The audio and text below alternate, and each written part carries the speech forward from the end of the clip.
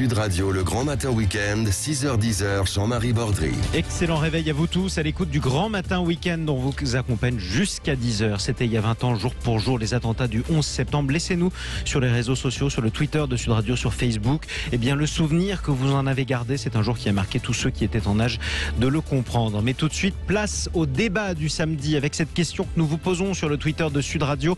La mise en examen d'Agnès Buzyn, l'ancienne ministre de la Santé, est-elle justifiée ? Vous votez sur le Twitter de Sud Radio. Pour l'instant, vous répondez oui à 96% d'entre vous. Vous nous appelez pour témoigner 0826 300 300. Tout de suite, on accueille nos deux invités du débat du samedi. Bonjour Aurore Boyard. Bonjour. Vous êtes avocate au barreau de Toulon. On vous retrouve très souvent, bien sûr, dans le Grand Matin Week-end sur Sud Radio. Bruno Millienne est également avec nous. Bonjour à vous. Député Modem des Yvelines. Dans quelques instants, Bruno Millienne, qu'on va retrouver justement sur Sud Radio. 0826 300 300, vous nous appelez. Je le disais hier, Aurore Boyard, Agnès Buzyn, l'ancienne ministre de la Santé, a été mise en examen par la Cour de justice de la République. Mise en examen par la Cour de justice de la République pour abstention, pour mise en danger de la vie d'autrui. Est-ce que ça vous a surpris, Aurore Boyard ? Non, pas du tout. Et pour moi, c'est parfaitement justifié. Elle symbolise tout simplement le dysfonctionnement de ce gouvernement qui navigue à vue, malheureusement, alors qu'on sait que gouverner, c'est prévoir, c'est même anticiper.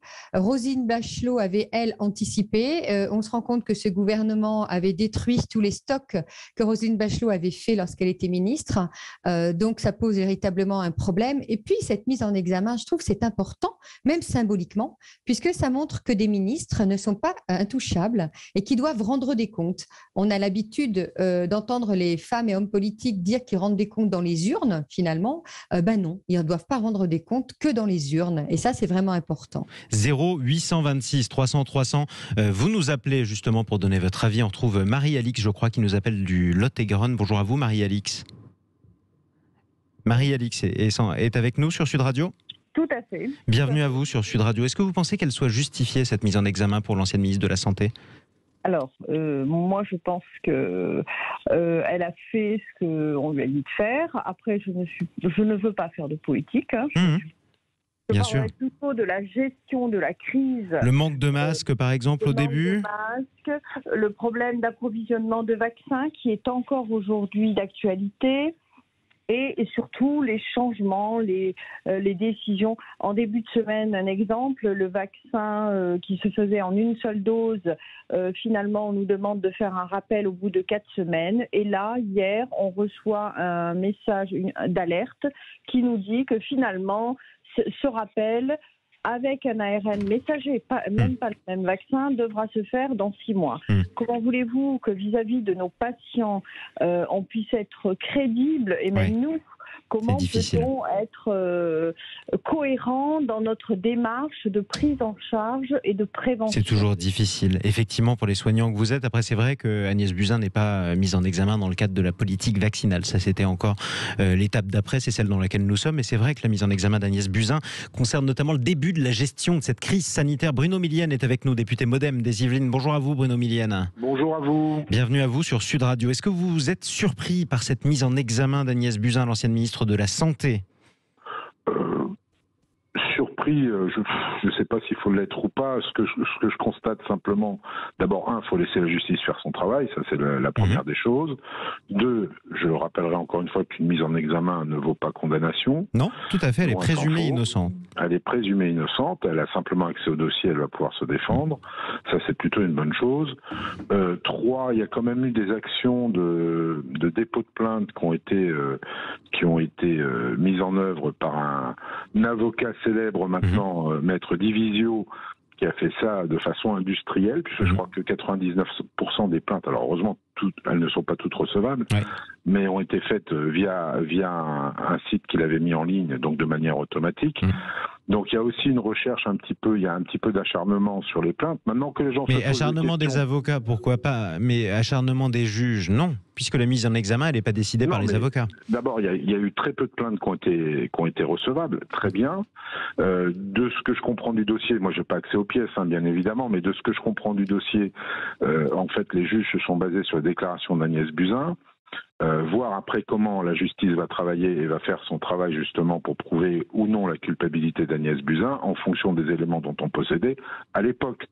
À l'époque où Agnès Buzyn était en place, je tiens quand même à rappeler que c'était un flou, j'allais dire un flou artistique, c'était un flou artistique mondial. Même l'OMS ne savait pas trop comment se situer par rapport à ça. Après, on n'était pas obligé malgré tout, Bruno Millienne, de manquer de masques comme on en a manqué au début. Alors là-dessus, moi j'ai toujours été très clair. J'ai toujours répondu, et vous me connaissez suffisamment. Je trouve qu'on a été mauvais en communication par rapport aux masques. Vous savez très bien qu'il y a une... Fallait dire quoi du coup? Qu'on n'en avait pas du tout au lieu de dire que ça servait à rien? Non, attendez. Il y a une stratégie de stock nationaux qui a changé, je crois que c'est en 2009, quand Xavier Bertrand était ministre de la Santé, où on est passé à un stock dormant à un stock roulant. Ce qui pouvait faire sens à l'époque, hein. Plutôt que de jeter de la matière, que ce soit médicaments autres, masques, blouses, tout ce que vous voulez, on disait on se réapprovisionne au fur et à mesure. On l'a pas fait. Très certainement. Alors on l'a fait, mais pas dans les conditions qui auraient dû être faites. Mais personne ne savait. Personne ne savait à l'époque. Je vous le rappelle quand même que ça allait être un tsunami pandémique tel qu'on l'a connu. Donc, la réponse d'Aurore Boyard qui est avec nous, qui est avocate au barreau de Toulon. Alors moi, je suis absolument pas du tout d'accord avec le monsieur qu'on vient d'entendre. Bien sûr. Bruno Millienne, qui est député MoDem des Yvelines. Oui, mais bien sûr qu'on le savait, qu'on aurait des épidémies. L'histoire nous montre qu'il y a toujours eu des épidémies. On le savait parfaitement.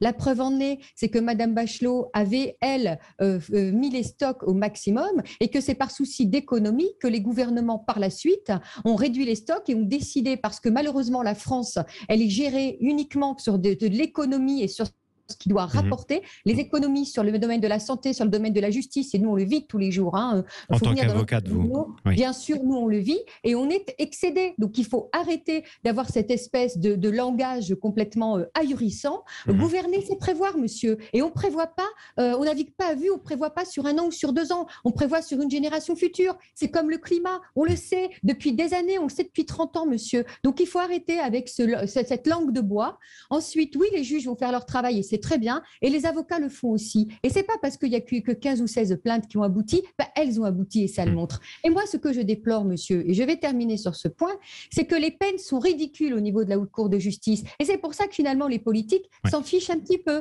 C'est-à-dire, alors... On va lui proposer de répondre, d'ailleurs, à Bruno Millienne. Est-ce que la Haute Cour de justice préfère rester un symbole et donc mettre en examen... Bien sûr, la Cour de justice de la République, mettre en examen et puis prononcer des peines ridicules. Et aujourd'hui, on le voit que de toute façon, ça n'a tellement pas de sens, puisque de toute façon, les ministres se fichent réellement d'être mis en examen. Ils restent en poste. Et donc, ça pose tout le problème aussi de l'éthique de notre vie politique. Mais on rappelle aussi un principe qui est important, qui a déjà été rappelé, c'est que même si on est mis en examen, on reste présumé innocent. La réponse, le mot de la fin en quelques mots pour Bruno Millienne. Oui, simplement, bon, d'abord, je ne m'attendais pas à autant d'agressivité. Il faut vous calmer et mettre... ça va, on peut discuter tranquillement avec modération et nuance, qui ne semble pas être votre cas. Enfin bref, passons. Ce sera fait. Non, pas du tout. Allons-y. Dernière chose, je n'ai jamais dit que ce qui avait été fait franchement, comme ce qui aurait dû être fait. Je dis simplement, je rappelle un fait, c'est ce qui a été pris par les gouvernements précédents et effectivement continué par les autres gouvernements. On peut le regretter aujourd'hui. Bien sûr qu'il y a des épidémies dans le monde, mais qui, à l'époque, en 2009, quand on a changé de stratégie, imaginait qu'on puisse avoir une pandémie de telle ampleur. Vous seriez devin si vous aviez réussi à prévoir ça. C'est tout. Alors après, la justice fera son travail, jugera ou non en son âme et conscience si effectivement il y a eu manquement ou pas, et condamnera Madame Buzyn ou pas. Enfin, il y a un moment, il faut. Moi, je suis contre le tribunal populaire ou médiatique. Il faut arrêter avec ça. En plus, ça entrave l'action des gouvernements, quels qu'ils soient. Là, je prêche pas pour le mien, particulièrement. Qu'il soit de gauche, de droite, ou qu'il soit macroniste ou centriste. À chaque fois que vous avez une décision difficile à prendre, vous dites oh là là, j'ai pas tous les éléments, donc je ne fais rien. Plutôt que de faire, ça va être difficile. Ça va être difficile. Merci beaucoup.